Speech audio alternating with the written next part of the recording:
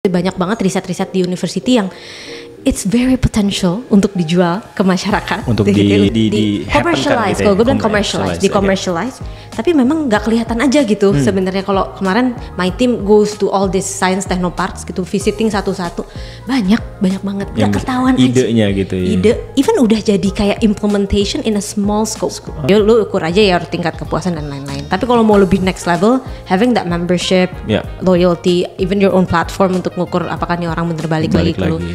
Karena itu yang tadi balik lagi ke yang lu bilang, dua hal itu adalah mereka balik lagi atau mereka bayar kan? Mereka bayar dan mereka balik lagi nggak. Kalau foundersnya ini ada arrogant enough, but having the ability to listen. Jadi orangnya ini agak kadang-kadang dia bisa arrogant, tapi having the ability to listen. Jadi ada dua mata pisau, apa sih dua sisi yang berbeda gitu, dan bisa ngebalance itu.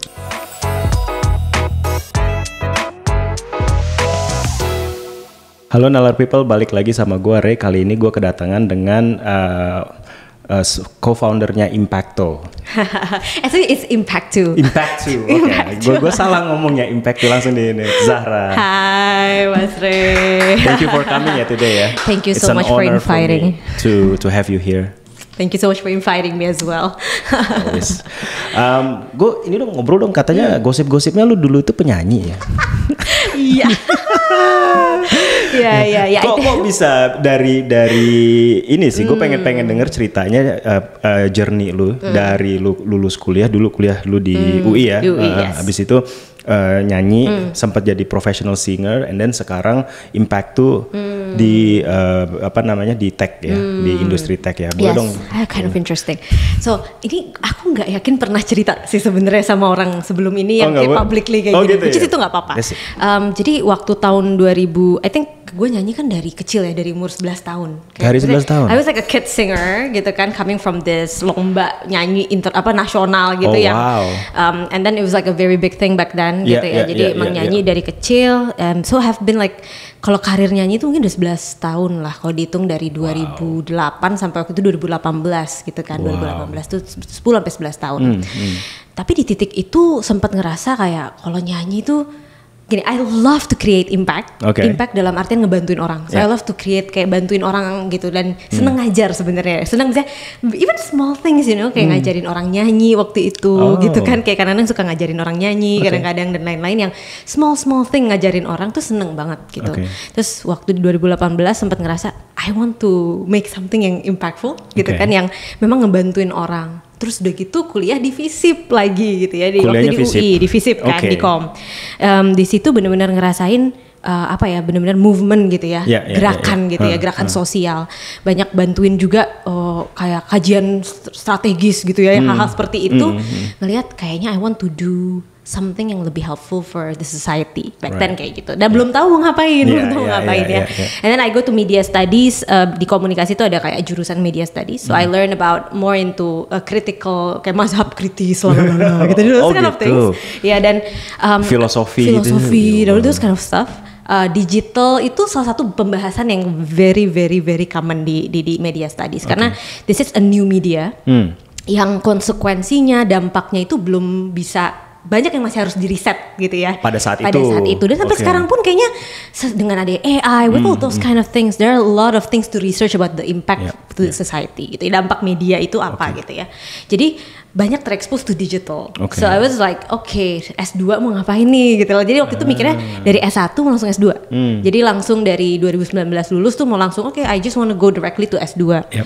Pembimbingku at that time, skripsi, dia bilang kayak, aduh Zahra, udah dia percaya sama saya, kamu kerja dulu, you have to work. But I was a singer, so I was like, kerja gitu kan, kayaknya nggak ada di kamus gue. Tapi maksudnya dia kerja beneran kerja kayak normal people kerja gitu. Karena dia bilang gini, kan kamu S2 itu kan istilahnya nanti kamu bareng sama orang-orang yang udah kerja juga. Misalnya you want to, aku mau ngambil digital, S2-nya tuh mau ngambil focusing ke digital humanity waktu itulah gitu ya. Nah, digital humanity itu you have to have the experience gitu kan untuk interacting in the digital realm gitu. Kalau nggak pernah punya experience itu dan you wanna go to S2 tuh kayak nanti pengalaman kamu jomplang sama yang lain gitu. Sementara S2 itu kan kayak lu diskusi banyaknya gitu. So I was like, oke, berarti harus at least internship in something yang digital related. Right, okay. So waktu itu surprisingly, do you know Nexicorn Foundation? Yeah, Nexicorn Foundation, right? There's a friend of mine in Nexicorn Foundation, is a very close friend of mine. Okay. Dia kerja bareng sama seorang sosok namanya Italo Gani di Nexicorn. Yes, Italo was looking for semacam executive assistant somehow kayak gitu. Karena dia waktu itu Italo tuh banyak banget bisnis di beberapa tempat incubating startup. Jadi waktu itu ada some of the startup that he incubated lah ya gitu. Waktu itu yang kami dia ngerasa kalau misalnya dia ngerjain itu sendiri overwhelming juga gitu ya. Especially the nitty gritty part, kayak collaboration tuh kan banyak administration stuff dan lain-lain yang harus dibantuin. Nah, I think seeing his profile Italo, dari tahun 99 udah jadi founder, those kind of stuff was like, I think I'm gonna learn sesuai yang dibilang sama my dosen tadi gitu kan ya di S2. Perhaps I'm gonna learn just 6 bulan lah sama orang ini gitu. So I was thinking 6 bulan setahun gitu kan bareng sama Italo, belum ada Impact tuh at that time. Di tahun 2019 itu tiba-tiba ada beberapa startup coming to Italo minta di incubate gitu kan, minta I want to get an incubation dong gitu kan, my traction is good, doing well dan lain-lain. Kayaknya at that time kalau misalnya kita terima itu gitu kan 1 masih bisa, tapi lama-lama naik nih 2, 3, 4. Terus kita kalau yang ngerasa aduh nih kalau makin banyak gue cuma berdua sama Italo at that time it's gonna be complicated, I have to have a team gitu. Nah akhirnya kita bikin kayak sebenarnya 1 divisi awalnya Impact 2 itu. It's like a division in one of Italo's company gitu kan. Kita bikin divisi Impact 2, basically consultancy for startups gitu kan, to help the building the product gitu. Nah ngobrol dengan banyak founders gitu, sebenarnya problemnya adalah product market fit selalu gitu ya. Karena gue ngeliat kayak value of death in startup itu kayak ada 2. Either kayak lu waktu mau bikin MVP terus lu nyerah, itu value of death pertama. Value of death kedua itu waktu lu dari MVP you want to find the market fit gitu kan. Terus abis itu lu nyerah di situ karena nggak dapet market fit. Yang pertama ini menurut gue itu masalah motivasi. Jadi I think we can put aside like people if they're not like gagal sebelum membuat MVP means you don't have motivation. You don't have what it takes. Yeah, you don't have what it takes. But waktu masalah MVP ke PMF ini banyak masalah lain gitu. It's more into market access. Bener. Masalahnya bisa juga kalau kita lihat understanding lo terhadap financials lo juga kadang-kadang gitu kan. Misalnya cash flow dan lain-lain. Ada juga masalah-masalah terkait yang sebenarnya simple kayak regulation, legal issues yang lu simply you just don't know how untuk menanganinya gimana gitu. Tapi sebenarnya orang lain tahu loh cara nanganin itu gitu kan. Kita ngeliat gitu. Orang lain tahu, siapa yang tahu? Founder-founder yang udah pernah ngelewatin gitu kan ya. Jadi waktu itu gue sama Italo ngeliat, ini tuh kita yang penting gini deh, udah banyak deh Google, YouTube, Y Combinator School, whatever, udah banyak theoretical, gitu kan. We have to give something more practical. Dan yang lebih local based nggak sih? Iya, gitu karena kalau kita ngomongin buku-buku kayak Lean Startup anything, but it's very good books, nice, but it's US driven, gitu kan. Ada beberapa buku yang very India and China driven, but not talking about Indonesia gitu in particular. Nah, kalau ngomongin Indonesia kan unik banget marketnya. I believe kita semua tahu lah ya. Gitu kan, it's very unique gitu kan, especially kalau teman-teman yang kayak di B2B, it's very unique banget gitu kan cara menangani this kind of market gitu. Ngelus dada.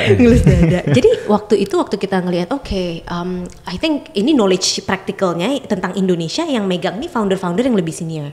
Those who are coming from Bukalapak, Gojek, Zendit, kayak Julo, Coinworks, whatever.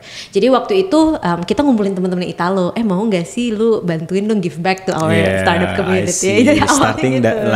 We started as that, kayak bantuin dong startup kita nih yang kita incubate, kayak baru 6 bulan traction, mereka tuh punya masalah sama misalnya regulasi OJK yang mereka tuh nggak ngerti kayak gitu. Bener. Can you boleh nggak gue pinjem waktu lu 1 jam dong gitu untuk ngobrol, brainstorming, gitu kan. Dari situ kita it works basically kayak iya ya, I mean knowledge itu adanya di orang-orang ini yang udah ngelewatin. Iya benar. Terus yang menarik di tahun 2020 waktu kita ngejalanin ini untuk one on one ke startup masing-masing, teman-teman dari Kominfo itu baru pulang dari Station F. Station F di Prancis. Oke. Jadi waktu itu beberapa orang Kominfo ngobrol sama kita. Dia bilang, kita mau bikin Station F versi Indonesia nih karena it's very helpful, terbukti di sana lu deket dengan Google, IBM dan ini satu lokasi yang sama gitu kan, itu tuh membuat acceleration of your startup tuh lebih cepat. Environmentnya udah dibangun, disupport. Terus kita lihat oke, tapi lokasi di mana gitu kan, kita memberikan saran. Let's start something small dulu deh. Parts of the Station F itu kan partsnya banyak ya. Lokasi is one thing. And then di situ ada support of facilities. Support of facilities bisa jadi tech team gitu kan, bisa jadi cloud credits, those kind of stuff itu kan support gitu ya. Terus habis itu mentorship deket banget dengan the later stage companies gitu kan. Kalau lu di Station F gitu. Terus I think unsur terakhir adalah pastinya deket dengan regulator. Kalau dalam case-nya di Indonesia, di Indonesia masih sangat penting lu deket sama regulator gitu kan. Jadi 4 aspek itu tempat belum bisa dikasih kan, karena itu investment yang sangat besar. Dan kita mau kayak kita bikin ini kayak startup, yuk piloting aja dulu. So the first batch was like a piloting of all things yang kita coba tweak from Station F lah back then gitu kan di awal-awal. Nah, terus kita cerita pengalaman kita nih incubating. Yang tepat itu bukan kelas-kelas. Yang tepat itu adalah lu brainstorming langsung. Kelas tuh kayak misalnya workshop, talk shows, itu tuh nggak so much of an impact for the startups. Pengalaman kita yang tadi gue cerita, kita ngebantuin startup satu-satu nih, ketemu langsung dengan those who have the experience gitu kan. Tapi emang kita nemuinnya selama ini ya startup yang kita pegang mesti 3 gitu ya, satu-satu gitu kan. Very bener-bener karena ini temennya Italo semua basically gitu kan. Terus akhirnya mau coba nggak kita piloting yuk project. Jadi Station F ini digabung dengan approach kita yang very practical tadi. Kita kumpulin masalahnya startup apa, kita cariin orang yang tepat di industri untuk bisa ngebantuin dia. So we piloted a program called Startup Studio Indonesia. Gue jadi advisor di situ. Italo as an advisor juga. Banyak juga founder-founder yang kita jadiin advisor bareng waktu itu untuk ngebangun itu di pertama kali gitu kan. Kita juga, pokoknya serabutan deh timnya. Ada tim Kominfo, ada tim siapa, ada kita nggak. Bener-bener kayak startup beneran. It's a startup basically. We built it as a startup. Apparently, walaupun banyak banget iterasi dari the first batch yang kita bangun di awal itu, cukup benar approach itu membantu. Benar. Yang brainstorming tadi, karena orang tuh udah punya pengalamannya, jadi udahlah lu jangan ngelakuin kesalahan dia gitu basically kayak bener. Itu sih yang sebenarnya one of the highlight ya buat Ledger Al by the way di batch 8. Iya, di batch 8. Thank you so much lo for letting us to be part of it. Ya terima kasih ke kurator bukan ke gue. Bener. Kurator thank you udah letting us joining the batch ya. Oke. So itu I think cerita awalnya ya. Oke. Tapi gue tadi sebenarnya gue pengen tahu sih pas lagi kata dosen lu gitu ya. balik sedikit ke situ. Memang namanya kerja di kreatif nggak masuk jadi hitungan kerja gitu ya? Good question. Tapi dalam konteks gue mau kuliah digital nggak masuk, ya kan? Nah, tapi ini yang interesting ya. Waktu itu Italo sempat ditanya sama, there's someone skeptical about me lah. Kayak kenapa sih lo milih anak junior banget gitu kan buat becoming like one of your C-levels gitu kan? Tapi yang Italo bilang tuh junior enggak menurut dia gitu. Kenapa? Dia tuh udah kerja 11 tahun loh hitungannya professionally.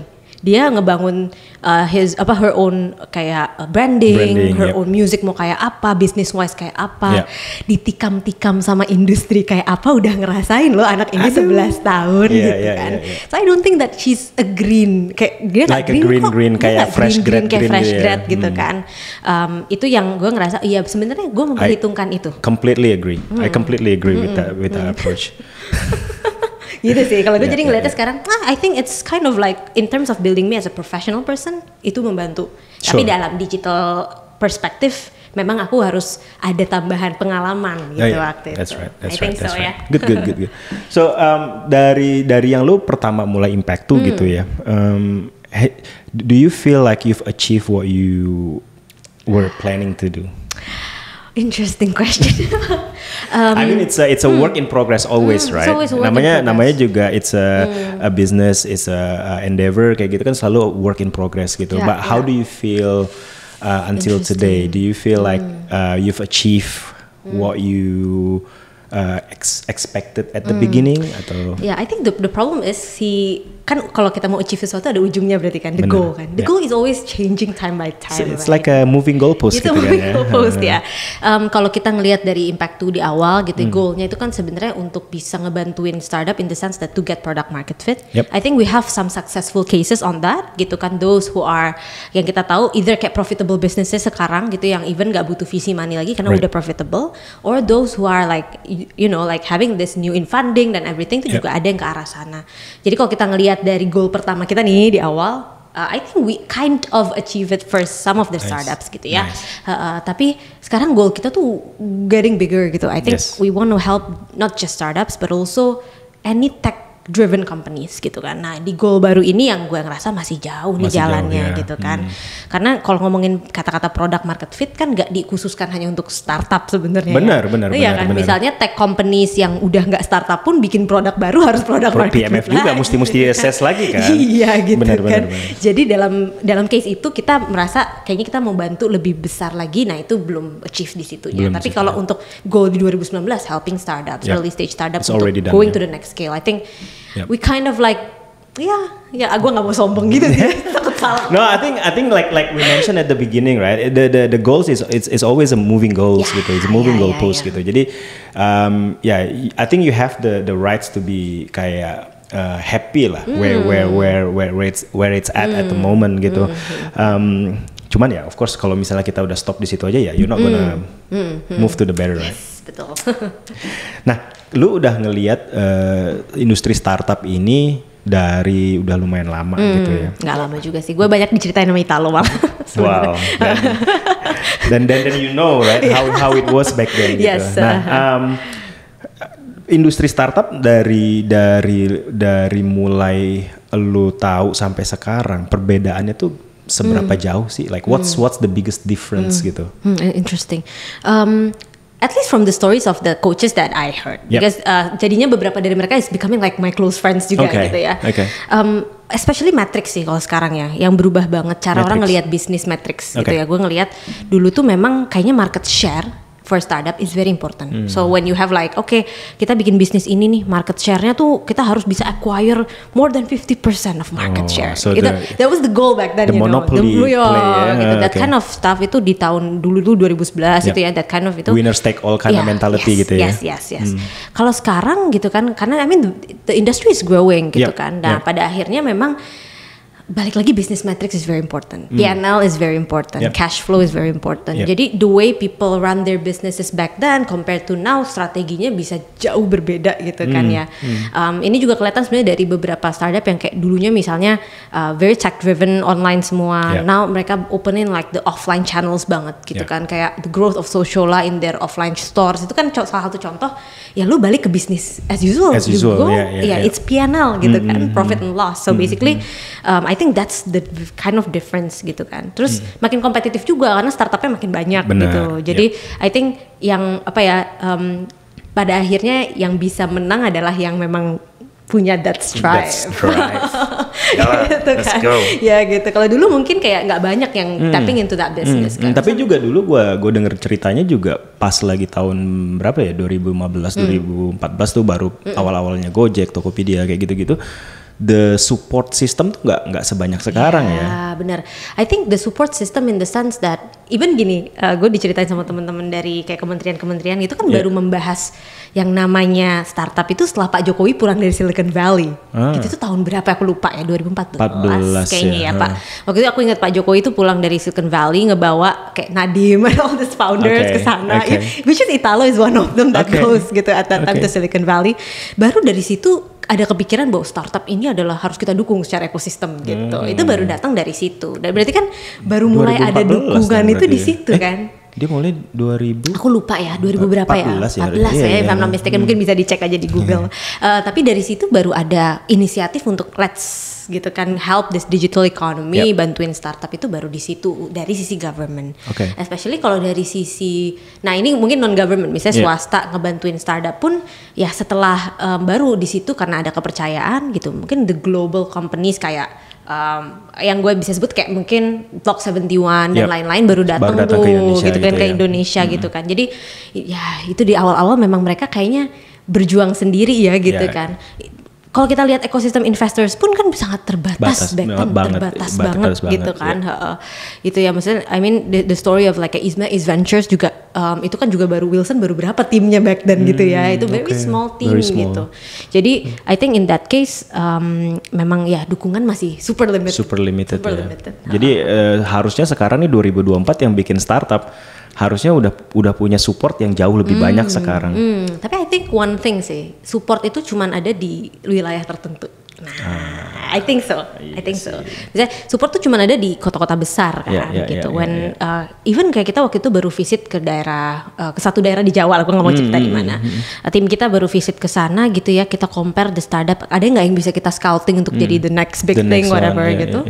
Ya masih agak berat sih jujur gitu kan untuk nyari gitu ya. Padahal ini mungkin wilayah yang entrepreneurship is growing over there, I know, but it's not tech entrepreneurship gitu kan. Nah itu yang kita ngelihat, jadi memang kepemerataan itu yang masih jauh ya. Secara ekosistem. Jadi, I mean, I wish I can do that in the future. You can, definitely. That's your moving goalpost again, right? Yes, moving goalpost again.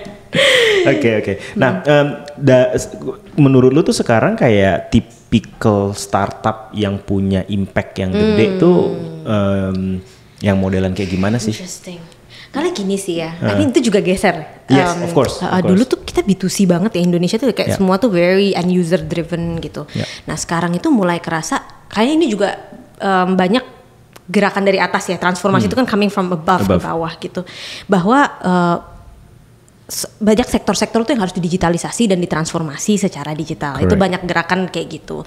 Jadi sekarang I see a lot of the B2Bs are actually creating impact. The B2B startup in the sense that kalau memang mereka bisa dapat stakeholders yang tepat. Jadi misalnya dia misalnya kita ngomongin mau digitalisasi agrikultur, dia tahu gimana masuknya ke agrikultur gitu ya.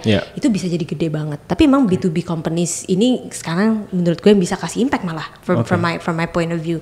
Dulu tuh nggak kelihatan loh B2B, even kita ngelihat 2000 nggak seksi zaman dulu. Even 2020 aja nggak seksi. Nggak seksi 2024 ini gitu karena banyak gerakan transformasi dari atas untuk tadi transformasi digital di sektor macam-macam ini.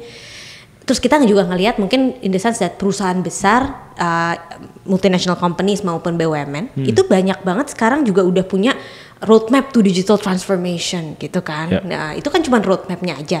Eksekusinya banyak dibantuin oleh sebenarnya the startups gitu kan. Nah di situ yang menurut gue beneran terjadi impact of digital transformation in the B2B companies. Karena memang itu yang kayaknya sekarang lagi mulai happening. Even sektor-sektor yang nggak kebayang dulu deh, kontraktor gitu kan misalnya ya. Terus kayak sekarang ada kayak Gosemen, all those kayak Tokban gitu kan, all those names gitu yang nggak kebayang deh dulu itu bakal ditransform digitally, but now it's there already. It's growing, available, gitu.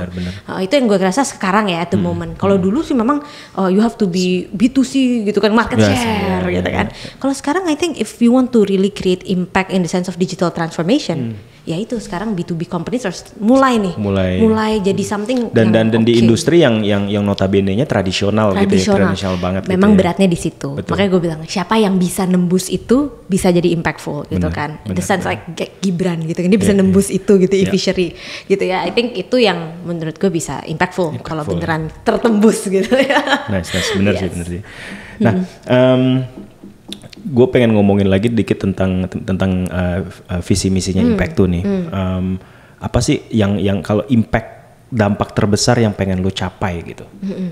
Dulu tuh kita kalau sekarang kita udah ganti tagline, tapi dulu the first tagline was like itu benar-benar dari gue dan Italo. Kita kata-kata tagline itu sebenarnya democratization of applied knowledge in product market fit, basically.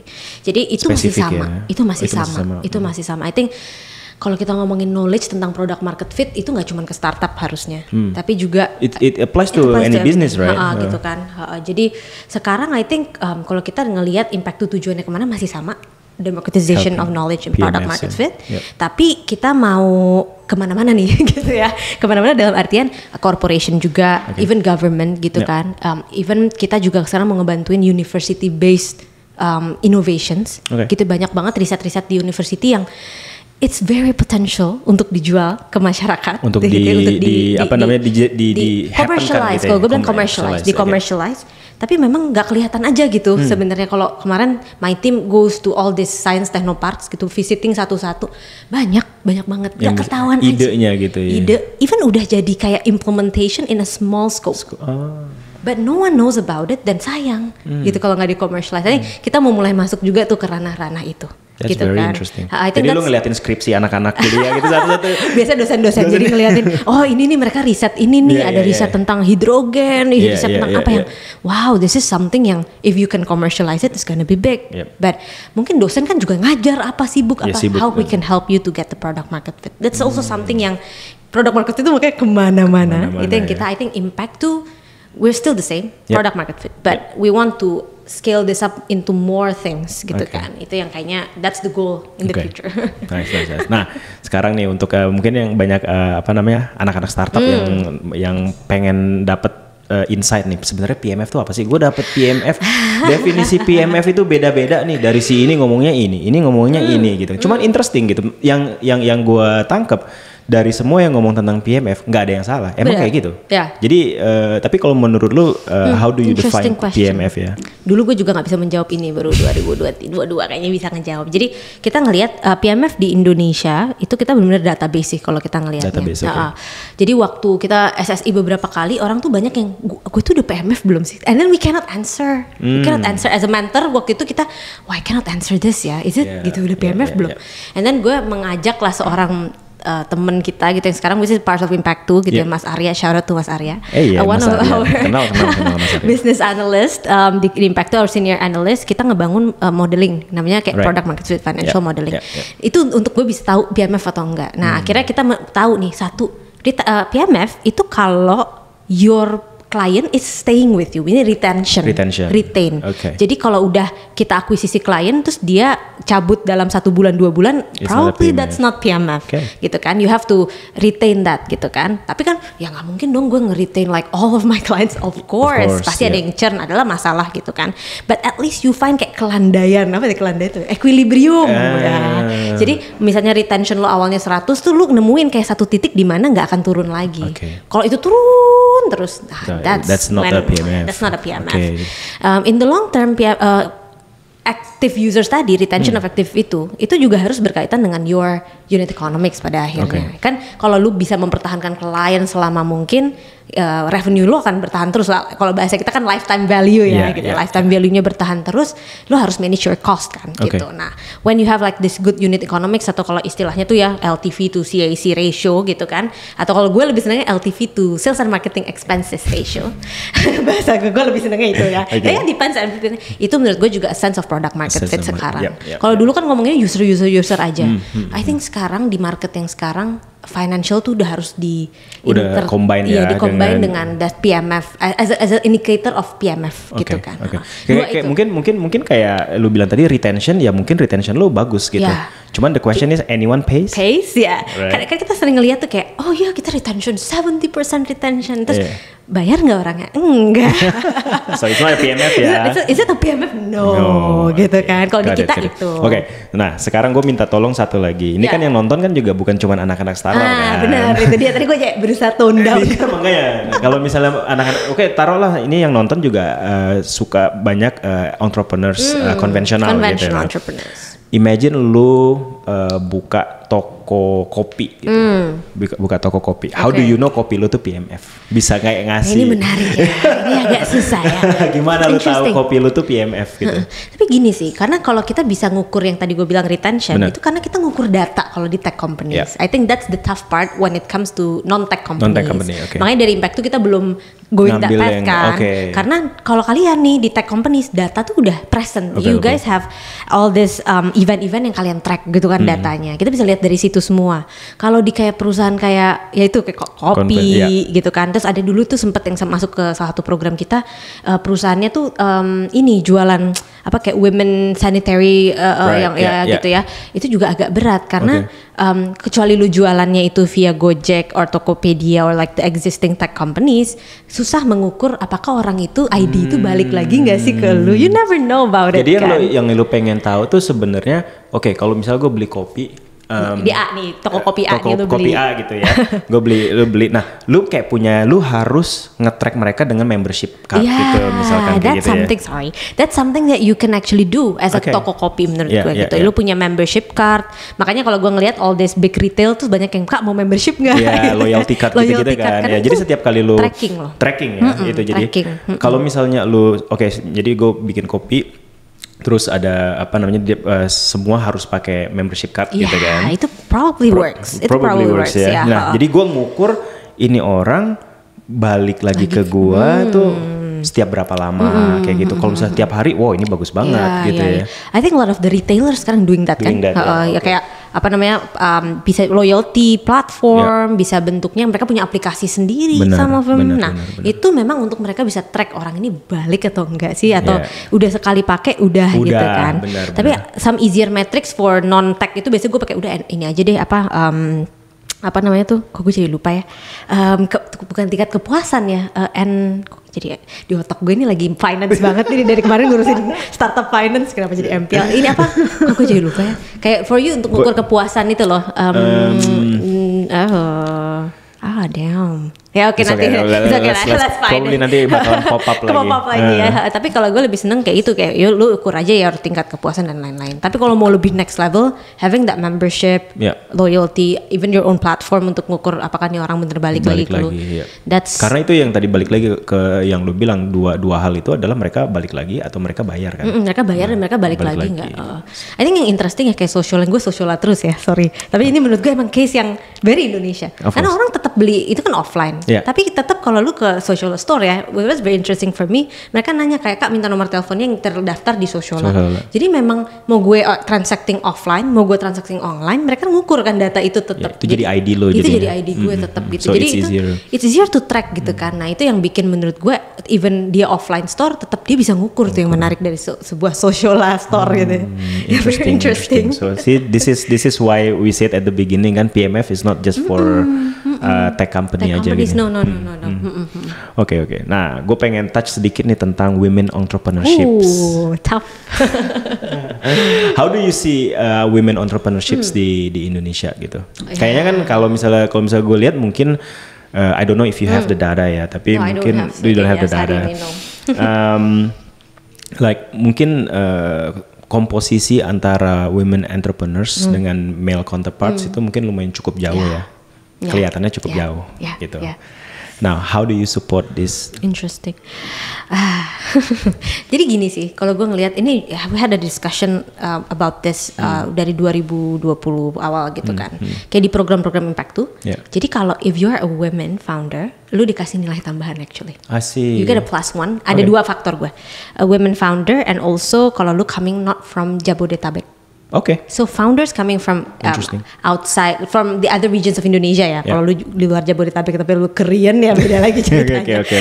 Indonesia di luar Jabodetabek gitu kan. Itu kita kasih nilai kayak +1 for that. Misalnya total nilai 20 tambah 1 gitu ya. Jadi ada kalau memang misalnya perusahaan itu misalnya dari sisi product market fit masih jelek banget ya, pasti jadinya nggak masuk tetap ya. Tapi dia dapat nilai tambahan gitu. Karena gue ngelihat, kalau nggak dikasih support kayak gitu nih yang women entrepreneurs plus tier 2, tier 3 cities entrepreneurs, kapan bisa catch up-nya nih gitu kalau kita nggak kasih. Going to your point sebelumnya kan, the outside Jakarta kan juga masih itu dia masih rendah sekali gitu kan. Makanya tetap kalau misalnya level dari sisi fundamentalnya di bawah ya, dia nilainya tetap nggak bisa keangkat banget nih sebenarnya. Tapi kalau dia tuh udah sebenarnya ya nggak jauh-jauh beda nih main Jakarta, dia akan dapat nilai lebih.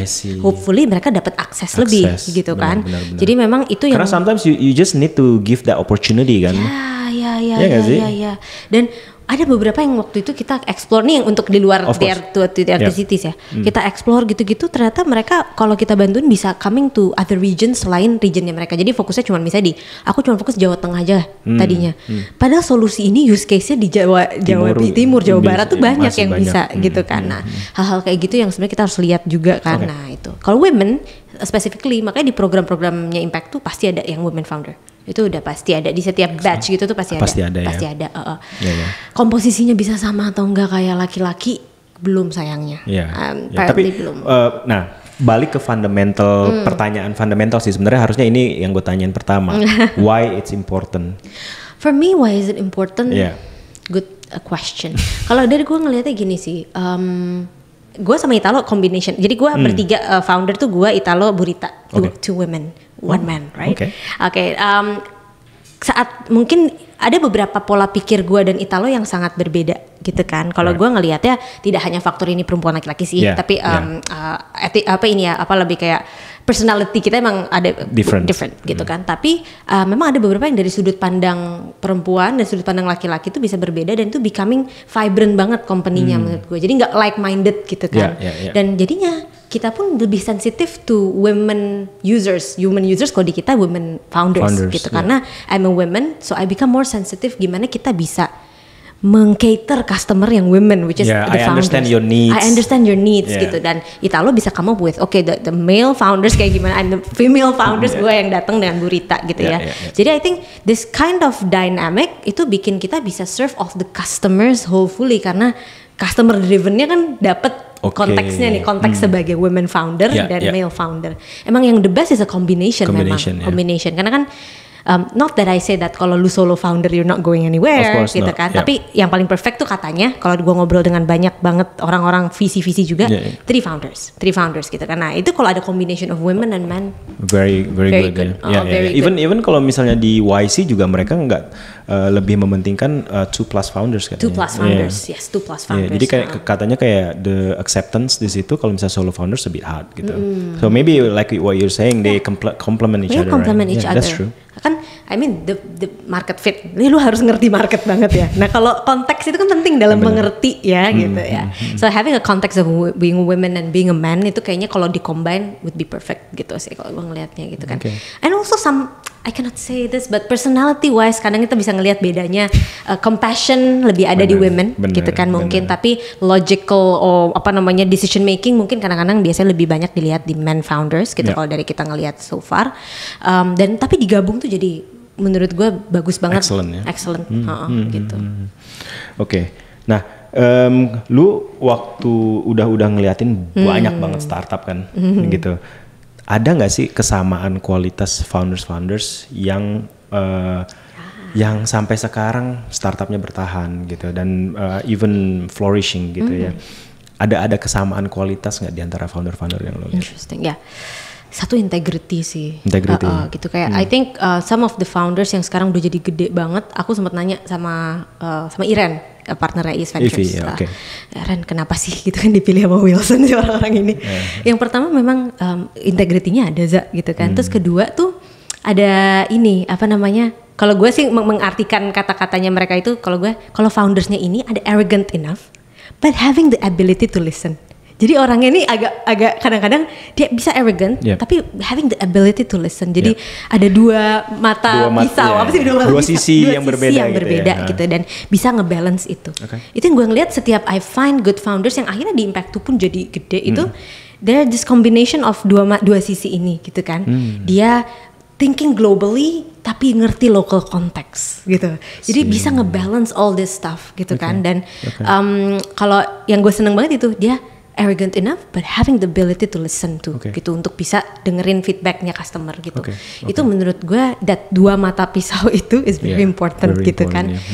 Other than integrity, I mean integrity is always very important gitu kan. Dan but then the problem with integrity you don't know first hand, kan? You don't know upfront, bener. Jadi kadang-kadang kalau di kita jadinya kita punya second layer tuh untuk nanyain ke teman-temannya founder ini atau coworker sebelumnya gitu kan. Itu yang ada tuh yang terus hey it's not actually good gini ada pengalaman kita buruk nih dengan misalnya dia founder kedua kalinya gitu kita tanya sama investor sebelumnya gitu kan. That's how we do curation juga gitu of the integrity part gitu.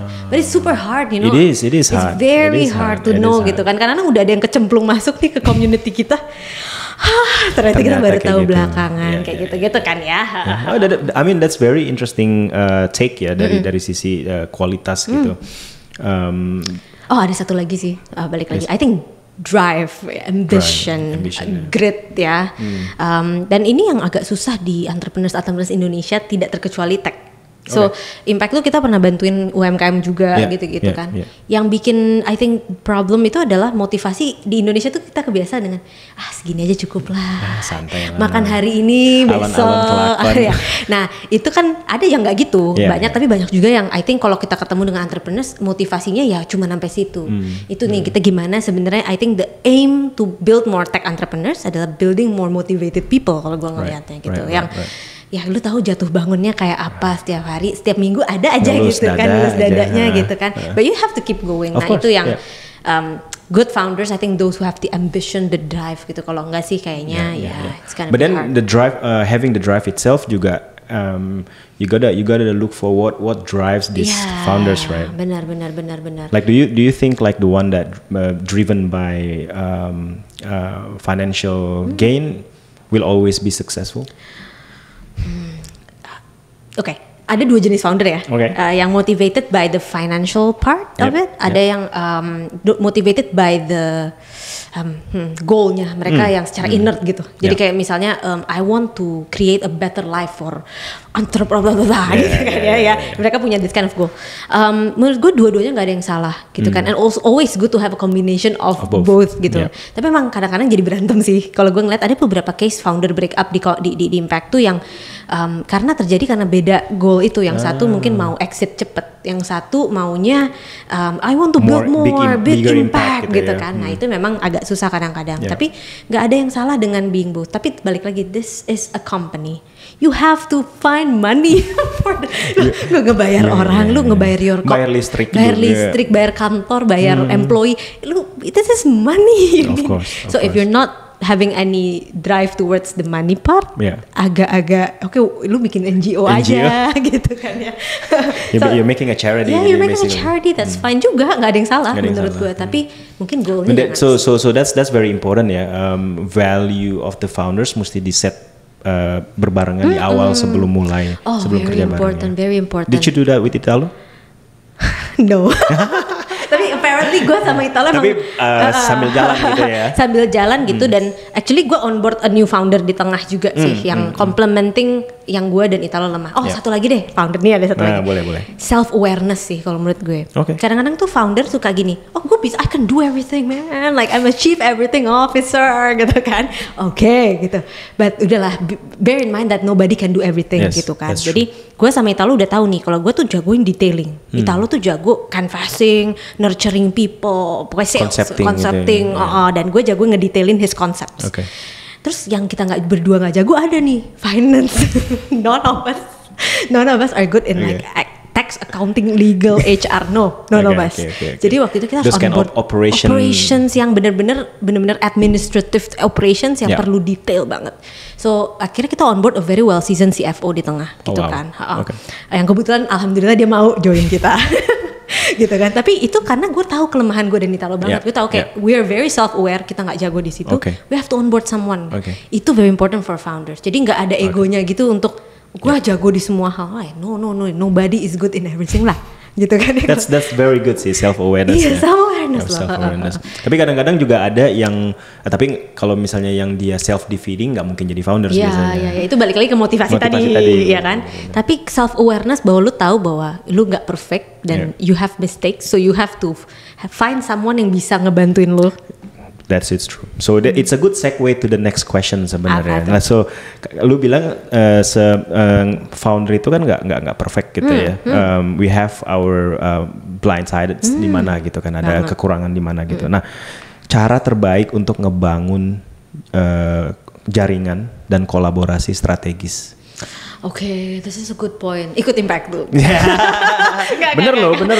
Kita diundang banyak acara sih di Impact tuh sih, dikenalin sama yang keren-keren. Kalau lebih praktikalnya ya, kadang-kadang gue nge-suggest someone untuk having new advisors sih. Yang misalnya gini, mereka founders, terus ini baru banget terjadi juga case-nya. Mereka tackling like a very difficult dan sektor yang banyak banget hurdles-nya karena banyak banget stakeholders penting yang harus di-convince misalnya gitu. Let's say financial sector. Misalnya gitu kan banyak bos direktur ini, direktur OJK, whatever. Very important kalau dari gue, lu harus punya advisor yang memang punya network itu gitu kan. Advisor ini, mentor atau advisor whatever you call it, adalah orang yang memang bisa ngebantuin lu buka-buka jalan tadi gitu kan. Mau gimana pun kayak gue nih, the person yang ngebuka jalan Italo banget gitu. Because Offices Network 90, dia berapa ya, dari tahun berapa lah gitu ya, udah berbisnis whatever lah ya. Gue juga lupa. Tapi his network itu cukup untuk ngebuka our network di Impact2 gitu kan, untuk helping more people. Tapi kalau kalian nggak punya orang itu di founding team, find an advisor, you have to gitu kan at one point. Ini terutama happens for B2B companies lah ya gitu ya. Kalau B2C companies itu lebih banyak misalnya marketing, doing like you have the budget for marketing, you cannot do everything. Tapi kalau di B2B yang banyak banget convincing gitu kan ya, having an advisor yang senior enough dan ada di market itu important. Very important. Tapi memang sejauh mana dia bisa mempengaruhi perusahaannya itu yang harus dilimit, gitu kan. Tapi untuk ngebuka jalan, creating network, collaboration, you have to have like this kind of advisor. Kalau collaboration, kalau menurut gue, this is what I want try. This is our next goal. Yes. Our next goal. Yes. Di Impact tuh kita maunya build collaboration banget kan. Makanya I was saying, kalau mau collaborate ya sama kita. Karena join in our community, I think salah satu yang goal yang kita mau bangun berikutnya adalah nge-collaborate antara enterprises yang have been a part of our network dengan the startups. Gitu. Banyak enterprise ini nggak tahu aja sebenarnya siapa yang bagus, siapa yang siapa yang mungkin komponen teknologinya pas dengan kebutuhan kita gitu. Nah, kerjanya curhat ke Impact tuh, Mbak, aku tuh nyari ini loh yang gini-gini payment gateway yang begini loh Mbak. Aku tuh nyari, aduh itu mah sering banget. Kita mulai ngelihat, wah kayaknya nih founder nih harus kita konekin deh satu-satu nih gitu kan. Itu sih pas banget sih kalau misalnya itu bisa bakalan jadi fokus lu ke depannya tuh. I think kita kayak bikin satu initiative called fellowship namanya. Nah itu tugasnya adalah fellowship di Impact itu untuk sebenarnya ngebantuin founders yang pingin collaborate with enterprises, vice versa gitu kan. Karena balik lagi, makanya kita jumlah startupnya harus banyak sih gitu kan. Kita harus nambahin startup yang banyak. Kadang-kadang ya the enterprises nggak tahu gitu kan, cuman informasinya sih nggak ada. Nah kita gimana bisa membuka informasi itu untuk mereka. Basically itu sih. First thing first, lu bisa kenalin gue ke Sosiola dong. Langsung lempar Chris. Tolong dong. Kita mau POC boleh nggak? Oke. Nah last question nih sebelum kita finishing up. Looking back ya. Anything that you would love to change from your journey gitu. Jadi kan pasti ada ini dong, ada kesalahan here and there gitu kan. Tapi ada nggak satu atau dua momen yang making lo bilang, wah ini kalau misal tahun waktu itu gua nggak ngelakuin ini Impact tuh udah pasti kayak gini gitu. I think the decision to help more than just startup dari awal-awal sih. Kayak sebenarnya kita tuh baru decide untuk let's help enterprises tuh 2023 atau bantuin yang non-tech startups tuh kita baru bantuin kayak di 2023 awal itu baru kita kepikiran. Nah, sementara sebenarnya kebutuhannya tuh banyak banget ternyata gitu kan, dan kita we didn't tap into product market fit for enterprises earlier. Nah, itu yang gue rasa satu yang seandainya kita tap into that earlier, probably kita lebih bisa the fellowship itu bisa mulai lebih cepat, dan banyak banget startup yang butuh itu ternyata gitu kan. We did research di Januari tahun ini kayak sales gitu, I have to do sales, partnership, collaboration. Tapi kita tuh seandainya kita mulai earlier, kita bisa bangun the supply side kayak gitu ya, the enterprises yang bisa di-collaborate much earlier juga gitu kan, dan what we used to dan now lah gitu. Pertama itu. Second probably kalau dari gue adalah my fear of hiring senior people. Kayak dulu di awal-awal ini kayaknya sering common di perusahaan-perusahaan kecil kan. Gue ngerasa kayak aduh kita gimana nih revenue tahun ini gini-gini. Terus abis itu di akhir tahun baru nyesel, ya profit juga kok gitu gue hire gitu kan, selalu kayak gitu. Jadi waktu itu kita kayak gue sih personally kalau Italo hire gitu kan, kalau gue kayak aduh gue ini banget kayak jangan dulu, kita belum sampai di titik dimana kita harus nge-hire senior people. Apparently you need that sometime. Lu harus lihat juga P&L lu of course gitu, the planning. Tapi di awal di 2 tahun pertama saat udah lagi mulai growing, sometimes lu tahu bahwa lu butuh subject matter expert from someone yang udah datang dari senior, yang udah seasoned lah, gitu kan, gitu ya. Nah itu yang gue salah menyadari dan gue baru mulai melakukan itu belakangan ini untuk let's try to hire more senior ones. Hence your CFO. Yeah, no, the CFO comes from the beginning, right? But not the beginning banget lah. The founder you saying? But I think my senior analysts timnya Arya tuh baru gue kembangkan sekarang gitu kan, yang harusnya I would do it like dari dulu gitu kan, karena this kind of senior people bawa their own knowledge from their previous companies yang bisa kita ya tinggal kita godok aja culture-nya Impact tuh gitu ya, yang mungkin kita tuh culture-nya kan produk gitu, karena itu tinggal kita masukin aja, infuse to that people. Tapi kalau orangnya memang mau belajar, sebenarnya hiring senior people di awal-awal tuh juga jangan takut gitu. Itu kesalahan gue. I think there are two sih, kayak market wise sama hiring wise sih yang mungkin aku belajar, I learned it the hard way. Bu Rita tuh udah gini, Zahra kamu hire segera dong. But gue tuh nggak gitu orangnya, kayak I kind of like risk averse gitu ya dulu ya. Sekarang lebih risk taker gitu in terms of hiring. Udah mau lebih experience juga sekarang. Aduh, nggak deh. Kalau ngerasa kayak financially kayak masih bisa deh. Jadi jangan takut duluan, cilem duluan sih untuk hiring the senior ones ya gitu. That's very good advice for us too juga. Hopefully. Well, Zahra, thank you so much for coming. Thank you so much, very good to have you here, and good luck with your. Good luck as well. Pleasure all. Thank you so much, Wes.